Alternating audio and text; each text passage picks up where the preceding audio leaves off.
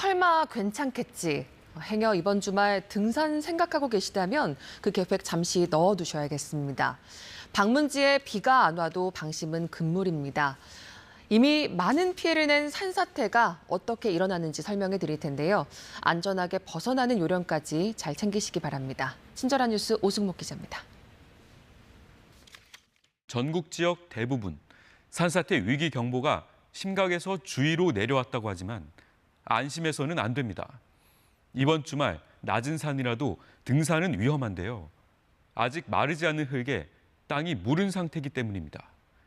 장맛비까지 또 내려 산은 당분간 멀리 하시는 게 좋겠습니다. 더구나 우리나라 산지는 더 위험할 수 있는데요. 경사가 심하고 계곡의 길이가 짧은 산이 많은 편인데 형태부터가 산사태에 취약한 산입니다. 여기에 시간당 강우량이 30mm, 연속 강우량이 200mm만 넘어가면 산사태가 쉽게 발생하는 것으로 여겨집니다. 그래도 설마 우리 동네 산에서 이런 생각인가요? 바위덩어리가 하나, 둘, 산 비탈을 타고 떨어지더니 토사까지 뒤섞이고 불과 몇 초 만에 폭포처럼 쏟아져 아래 도로를 그대로 덮칩니다. 낙석 피해를 막는 터널도 그 위력을 견디지 못했습니다. 쏟아져 내린 바위와 토사의 양은 약 13,000톤으로 추산됐습니다.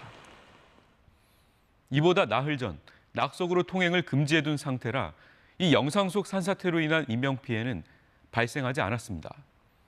밑에 사람이 있었다면 끔찍한 사고였겠죠.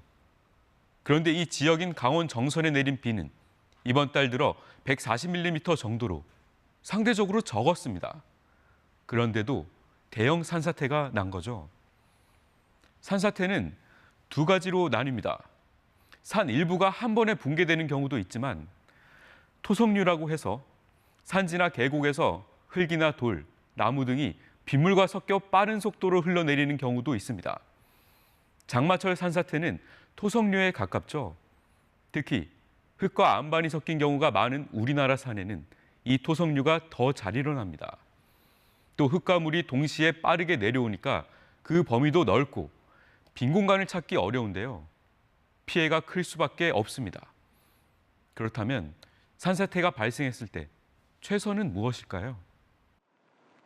산사태 전조 증상이 보이거나 지자체 대피 명령이 발령되면 지정된 대피 장소, 산지로부터 떨어진 마을 회관, 학교 등 안전한 곳으로 반드시 피해야 합니다. 산촌 주민이라면 장마철이 오기 전에 미리 동네 대피 장소를 알아두고 간단한 생필품을 준비해야겠죠. 혹시 이웃집 주민이 대피하지 않고 가만히 있는지 확인해 위험하다고 알려주는 것도 중요합니다.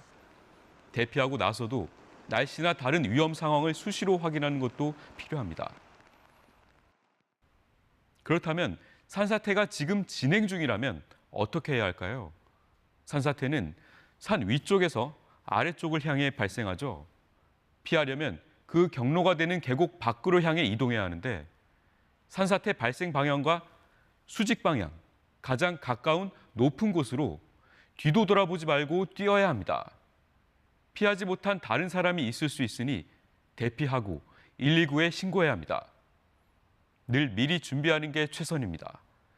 태풍이나 비가 온다면 인터넷을 통해 산사태 정보 시스템이나 스마트폰으로 스마트 산림재해 앱에 접속해 산사태 위기경보 단계를 실시간으로 확인하는 게 좋습니다. 또 날씨 예보와 현장 중계를 계속 챙겨보는 것도 잊지 말아야 합니다.